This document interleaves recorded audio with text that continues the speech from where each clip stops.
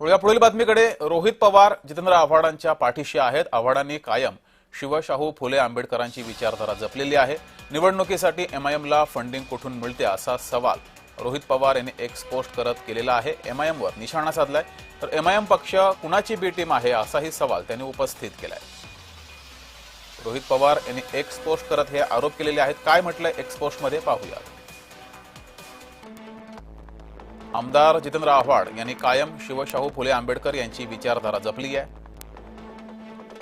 पण काही दिवसांपासून एमआयएम उमेदवार आणि त्यांच्या नातेवाईकांकडून अत्यंत खालच्या पातळीवरची भाषा वापरली जाते आहे. निवडून आलात म्हणजे हवेत जाऊन कशीही भाषा वापरण्याचा परवाना मिळत नाही असं रोहित पवार यांनी म्हटलंय. त्यांनी बोलताना तारतम्य बाळगावं. असली खालच्या पातळीची भाषा कदापिही खपवून घेतली जाणार नाही. मुळात निवडणूक लढण्यासाठी एमआयएमला फंडिंग कुठून मिळते असा सवालही रोहित पवार यांनी उपस्थित केलाय. आणि हा पक्ष कुणाची बी टीम म्हणून काम करतो हे वेगळं सांगायला नको असंही म्हटलंय. निवडून आलात तर फालतू गरळ ओकण्यापेक्षा संबंधितांनी लोकांची कामं करावीत असा सल्लाही दिलाय.